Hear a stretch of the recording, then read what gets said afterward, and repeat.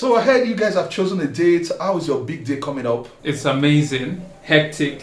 𝐴𝐕 planning of food, event centers, and all of that. But everything is coming together, piece by piece. That's really good. So how well do you guys know each other? Have you guys taken time to ask yourself the important questions before wedding? I think there's nothing I don't know about you. Yeah, I know his favorite food. Yeah, I know how she likes her omelets. I know she likes breakfast in bed a whole lot. I know he loves swallows a lot. Of course. And you know now I'm the man to bring the breakfast in the morning. That's one of the reasons I love him. Is that the one I'm talking about? I'm not talking about whether you know your best food though. I'm talking about important questions. Questions like, what are our future plans? How many children are we going to have? How are we going to raise our children? What are your individual expectations for your roles and your responsibilities about marriage and household? I'm talking about what is your plan to manage your finances in terms of savings. What's your saving plan? Investment. I'm talking about plans like how do you handle conflict and disagreement? When people start quarreling, what is the plan? How will you handle it? Will somebody just pack a load and say, I'm going back to my mother's house or father's house? Marriage is a long-term thing. I think in the marriage we get to know more of those things. It's when people have not entered the marriage, you will not know these things. Isn't that how it should be done? No, at all. By then it will be too late. So for example, when you give birth to your children, are you going to quit your job to stay on to take your children for like 10 years, or what's the plan? Have you guys discussed it? She has to stay in the house now. That's why you're the mother. You have to. I can't. Who's going to raise the children? I can't just leave my That's why you have to stay in the house for the period of time the children grow. No, we can always sort it or get a nanny or something. Nanny, my children, it's not possible now. I don't want people raising my children for me. That's why I married you, so that the children can be taken care of. No, do you want the world to raise them? It's not forever. Babe, it's not forever. No, I beg you. I can't just leave my career. Babe, what are you talking about now? No, I don't want. You see, hold on. You see what I'm talking about? You guys want to get married in 2 weeks' time, and you've not sorted out this important thing. And you're talking about I like 𝐴𝐕, I like 𝐴𝐵𝐿𝐴. You see, that's what we're talking about. You can't go into wedding without knowing these basic things. You see, over the years, we've seen this happen. People just assume. Now you're assuming that she would quit her job for 10, 15 years raising children. Because typical African woman, right? That's the way our mothers did it. But she has gone to university. There's nothing wrong with that. You have to not discuss it. It depends on both of you. You have to agree some things before you enter. Because if you don't agree today, you see that problem will come. She will feel like you are putting her life on the pause. You see, that is why we need to have these important questions but to that discuss. Shouldn't be an issue for you. And maybe you can stay a week and just stay at home to take care of the children, and I go to work. So I don't understand. Isn't that why you're the mother? And isn't that why you're a father too? In this video, we're going to be guiding you on 10 questions to ask before you say I do. So get ready if you're about getting married, or you know you'll get married soon, or you know one day you'll get married.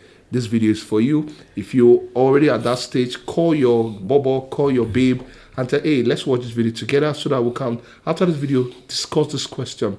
It's really very key. In one of the videos we did in the past, we talked about the cost of divorce. So this is one of the things you need to do to prevent paying the price for it. So before we go on into the video, if you're just meeting us for the first time, I want to say welcome. This is This Marriage Thing with the Daniels. We are professional counselors and marriage therapists, and we do this because we love to see marriages thrive. So I want to encourage you, if you've not subscribed to the channel before, feel free to subscribe. Click the subscription button. You will see there, just click it, drop your questions, drop your comments, your views about the video, or you just want to appreciate us for doing this video. Just say thank you. And also you feel free to share the video to other people and like this video. We would love you to do it.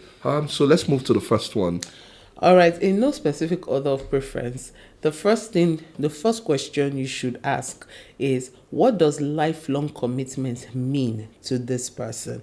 And why this question is very important is because for some people, lifelong commitment actually means I am in this marriage until when Kasala bursts and I'm out. For some people, it is I am in this marriage until when it is no longer serving me. For some, I am in this marriage through thick and thin. So you have to know specifically, what does commitment, lifelong commitment, what does it mean? Don't just assume. There are people that get married and they begin to threaten their partners with divorce the moment things are not working. Oh, if you are not doing this, I'm out. If you are not this, I'm out. Because for them, what commitment means is that I am here until this marriage is no longer satisfying my own needs. So you must ask yourself that question, and this is something you will do through conversation. Have conversations with this person. There are some talks you will bring up that will help you know exactly what this person means by lifelong commitment. And just to add to that, you see, sometimes you already see the signs already when it comes to commitment. So if you're dating somebody and every now and then the person says, I'm not doing it again, in fact, I'm no more talking to you, I'm blocking you, and all this kind of stuff, you know what commitment means to that person. So you need to know. And also, why you need to know is that you need to use that opportunity to know the person's perspective. So when my wife and I, when we were dating before we got married, we knew that divorce was not an option on the table. We knew that I cannot threaten you with divorce. You cannot threaten me with divorce. Now, of course, there will be times where I will feel like, Kai, why even marry this person? This person is too stubborn, or this person is too hard, or this person is too stingy and everything. But you don't now get to the point where you now say, you know what, I'm not doing it again, I'm going back to my father's house. You can feel that way. Let me not lie to you. We felt that way. But because we knew what commitment was, we knew that, better go settle quick. We die here together. You understand? So you know what commitment is to that person. So the next question I would like to discuss, I'm just going to read it here because I want to use the exact word, is that what are our individual expectations for our roles and responsibilities within the marriage and household? What are our individual responsibilities? A lot of people enter into marriage with, I expect you should know. I expect that you should know that. I remember when we got married at the beginning, my wife would say that, it's the man's responsibility to take care of the wife, do everything. I didn't commit so far. I should, because that was the expectation she was having. But me, I had to clear. I said, see, I have the sense of responsibility, knowing that I'm the head of the home, knowing that I should. But I also know that we live in a world where it's easier when we all bring something to the table. Some ladies will tell you, all I'm bringing to the table is myself, and it's enough. I'm coming my beauty, I'm coming everything. Why is the other guy in the guy's mind? Are you kidding me? What are you bringing to them? I want to see what you're bringing to them. So don't get into marriage before you realize that all the person is bringing is herself or himself. So know what is your expectation. So in terms of raising the children, am I expecting that you will stay at home? Some people, when they get married, they now realize that you are now a typical housewife. What it means that the man now says, honey, resign from that job. When you get pregnant, you will sit down and take care of our children for the next 10, 15 years. Forget it. You will take care of all the children. That's when the woman feels like, hey, I don't enter one chance. Because you didn't discuss it. While some other responsibilities, as simple as helping everyday household responsibility. There are some men, they will tell you, I can never wash plate. I never washed plate when I was growing up, and I'm not going to wash plate. And they're not ready to get house help and the rest. So discuss all the responsibilities. Discuss financial contribution. How are we going to contribute? Division of labor, general expectation. Please discuss it. All right, so the next one is you need to ask yourself, how do we plan to manage our finances? And here, what are you talking about? You're talking about your spending, you're talking about savings, you're talking about debts. You're looking at financial compatibility, because this is very key. Because sometimes, even I will add this as well, you're also looking at financial blueprints, because you need to know the financial blueprints of your partner. Because some people have a financial blueprint of spending, some people have financial blueprint of saving, some people have financial blueprint of nothing. They don't even have anything at all. So you have to talk about your finances. You have to talk about how you want to manage finances. In our previous videos, we've talked about how as couples, it is very important that you work together as a team when it comes to money. So you shouldn't think of money from the angle of just, I'm going to do what I want to do with money, he's going to do what he wants to do with money. No, both of you should talk about it, because as you're getting married, you're going to be managing your funds together. At least that is what is expected. So you need to get married knowing that, okay, I'm getting married to a financially responsible person. I'm getting married to someone who has similar or almost similar financial blueprints as mine. I'm getting married to someone who is on the same page with me when it comes to savings, when it comes to investments, when it comes to spending, when it comes to budgeting, when it comes to how we are going to manage our finances. You have to have the details as regards this. So the next question we want to discuss is what are our individual and shared goals for the future? Now I'm talking about both short-term and long-term goals. So for example, what are your career goals? What are your family goals? What are your travel goals? What are your personal growth goals? You see, if you don't discuss all those things, you don't want to get into the marriage. That's when you now realize that one person's goal is to travel abroad and relocate, while the other person, no, Nigeria is where I want to do business. Nigeria is where I want to do ministry. Nigeria is where I want to start a school or something. And then you begin to have issues. I've heard of stories and we've seen people where all the wife's goal was just to relocate. And the husband said, no, I started this business here, maybe a real estate business or a school or something, and this is where we want it. And because of that, now the families are separated. The wife and the children, they're in another part of the country while the husband is here. Now, if they are discussed about it early enough before they got into marriage, they will ask themselves, can we work things together? Can we compromise? Or are we going to have the marriage where one person is going to be on this part of the world, the other person is going to be on this part of the world? So you want to have those decisions. What are your career goals? You don't want to get into marriage. That's when your husband is telling you, no, you can't do so much, you can't aim for so much. But meanwhile, on your own part, you want to get to the peak of your career. So discuss all those things, your growth goals. You don't want to get into marriage that you now realize that one person is complacent or one person is just not pushing to achieve anything in life, and you're feeling like, no, this is not a person I want to spend the rest of my life with. So discuss all this. Another thing to talk about, and this is very important, is how do you typically handle conflicts and disagreements. So both of you should be able to have the conversation on how you constructively handle issues. Disagreements will happen. I always say this in every session I have.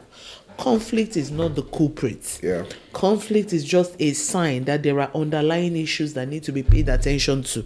So don't run away from conflict, but rather sit down and begin to look at how you can manage conflict, because you can either handle conflict from a very destructive way. And what is that? When you allow issues to escalate beyond control, where you begin to speak to each other in very derogatory terms, insults begin to come in, you're screaming, you're shouting, you're almost becoming very physical.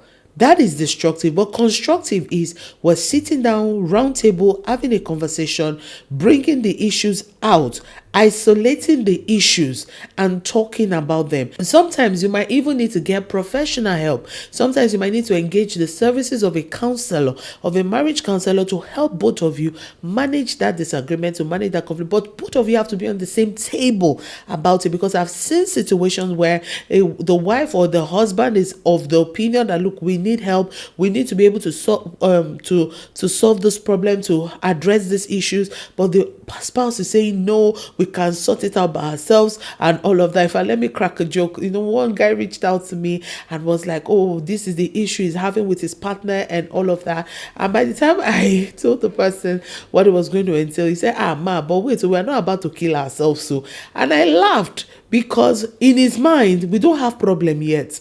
Yes, we have conflicts, we have issues, but we don't have problems. What he doesn't know is that if those issues don't go addressed, it will lead to something bigger. So both of you need to talk about it and agree early on what to do when it comes to disagreements. Exactly. So before we got married, we thank God for the counsel we had. So we both had agreed that we are allowed to tell or report to one person that we both agreed ahead of time that this person, whenever I feel like we're having an issue and we cannot see or agree to disagree or disagree to agree or whatever, we cannot make headway, we are free without telling the other person that I'm going to report you to this person. We both decided the person. So it wasn't like me just going to meet my mom or meeting my relatives. We agreed who the person was, and it helped us. So we're preparing ahead how to handle issues. So it's one thing you guys need to discuss. So another thing you guys need to discuss is this: what are our expectations for intimacy, both physical, emotional, and physical intimacy within the marriage? What is our agreement? You see, there are people that is when they got married, they felt like they were deceived. They felt like, I was expecting more from you, but right now it's looking like you are leaving me alone. You're not meeting my intimacy needs. You are just making it look like I'm demanding for so much. But you see, if you guys that agreed it, and not just saying something you don't mean, but also look at the red flags. Because I realized that in this area, a lot of people can be deceived, especially if you're the type of couple which should be that you are deciding to stay away from sex before getting married. That is actually what I advise couples to do. If you are like that, you can also be deceived because you can get involved with somebody that will tell you, hey, don't worry, when we get married, man, I'm very good in bed and everything, and you're not getting to marry, and find that, what I ordered versus what I got is different. You have to have those discussions. Sometimes you need to bring a third party to guide you in making those decisions, because somebody can actually lie to you. But a third party can look into the line, read in between the lines, and see certain things. So that's one area you want to discuss. Another very important area that you need to talk about is family dynamics, how you want to raise your children, or whether you even want to have children.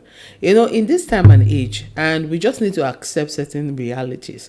There are some ladies getting married now, and they believe that, look, I don't want to have kids. Let's get married, but I don't want to have kids. And for some, they're like, yeah, we'll have kids, but we'll do it through surrogacy. We'll get somebody to help us carry the babies. I'm not going to, I had one lady that told me that, look, I don't want to, that her major fear of marriage is that she doesn't want her body to lose, how did she even put it? Like, her body, she doesn't want her body to be out of order. She likes the way her body is, flat tummy, everything on point and all of that. So, that is her perception. That kind of a lady, when she gets married, she's not jumpy. That kind of a lady, when she gets married, she's not going to be jumpy at the idea of immediately she's getting married, she's getting pregnant. So you need to have those conversations. You need to be able to state categorically, this is what I believe about family dynamics. And you need to hear the other person. Don't assume for them. Don't assume that the person you're about to get married to believes that, look, when it comes to raising children, this is how children should be raised, because each person have their mindset and their views on how to raise children. Yeah. So these are conversations you should have before you get into that marriage. Beautiful. So another one is, how important is our relationship with our respective families of origin, and what boundaries are we envisioning to establish in our marriage? You see, the involvement of in-laws, family members, relatives can make or mar a marriage. If you don't discuss and agree ahead of time, you'll be shocked. I've heard of stories of people that, as they were getting married, in-laws were already in the house and they remain in the house. So you hear maybe the man say that, this is my brother, we've been staying for years, and he's not going anywhere. There's nowhere he's going to. He's going to stay with us. You don't want to move into the marriage. And that's when you are finding out you need to have those conversations and you need to agree. You also want to know, are we allowed to have our parents come live with us? So, for example, for the both of us, after about 6 months in our marriage, our mother had stroke, and because of the medical reasons, she had to come stay with us. She didn't even want to come stay with us. She was still on her own. She was doing well. Even after she recovered, she went back to her own house. But after she went back to her house, there was a robbery incident, and so because of that, she had to come live with us. And this is our 10th year in marriage. She had been living with us since that time. But guess what? It did not affect us negatively. In fact, it helped us, because we had the privilege of having our mother with us, staying with us to help us with our children, and also guiding us and helping us in other ways. So to us, it became a blessing.